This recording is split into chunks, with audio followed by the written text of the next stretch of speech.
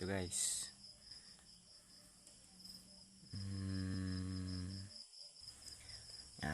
Pag-uusapan natin ang diploma o diskarte. Yan. May nagtanong kasi sa akin na ano daw ang pipiliin ko, diploma ba daw o diskarte. Sinabi ko, siyempre sa diskarte ako. Alam niyo kung bakit sa diskarte. Ito. Mas maganda kasi diskarte. Kasi nang una, ako hindi ako nakapagtapos, high school lang. Tapos hindi na huminto na sa pag-aaral, nag-asawa at nagkaanak na. Kaya masasabi ko sa diskarte ako.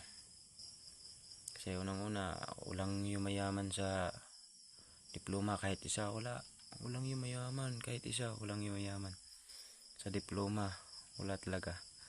Pero sa diskarte ito, kaya diskarte pinili ko, minto sa pag-aaral. Ito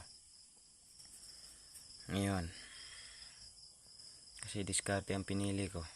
Ito na, ang sarap ng buhay.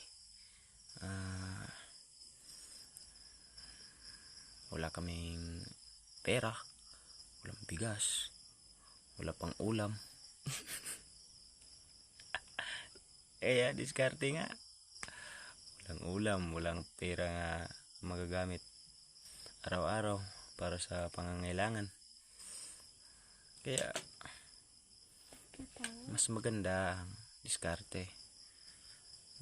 Nababaliw na ako sa kadidiskarte ko, kung anong diskarting gagawin ko para may pera kami, para pagkakitaan ko. Kahit gatas hindi namin nabibili.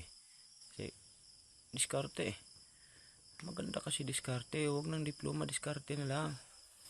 Para napakaganda talaga. Kaya boom boom boom. Ayun, diskarte, boom boom boom. Patay tayo sa gutom.